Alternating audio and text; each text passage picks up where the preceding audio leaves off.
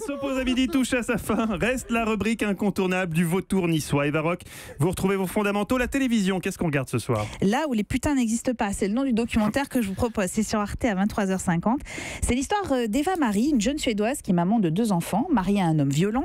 C'est l'histoire d'une femme qui décide de partir avec ses enfants pour échapper à cet homme et qui, pour survivre, va se prostituer à 5 reprises. J'ai bien dit 5 fois. C'est un documentaire. C'est un documentaire avant que sa cousine ne la dénonce auprès des services sociaux. Les enfants lui sont immédiatement enlevés, confiés au père maltraitant.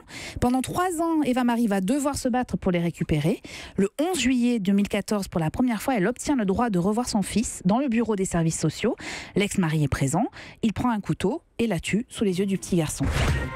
Je pense que lorsqu'il s'agit de protéger le modèle suédois, tout est possible. C'est lui qui l'a tué, mais c'est l'État qui lui a dit de le faire.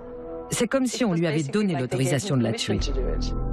Oui, parce qu'en fait, ça pourrait être un fait divers de plus, mais Ovidie, qui est une ancienne actrice porno et qui est devenue journaliste et réalisatrice de documentaires, en fait un acte militant. En fait, ça devient le symbole d'une politique suédoise qui est souvent présentée comme un modèle et qui se révèle pourtant extrêmement répressive. C'est un pays où les services sociaux agissent dans la plus grande impunité, où la prostitution ne doit pas exister.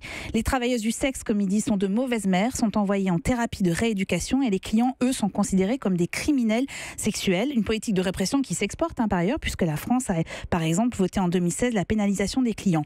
Pour finir, les parents d'Eva Marie, les grands-parents, n'ont jamais eu le droit de voir leurs petits-enfants.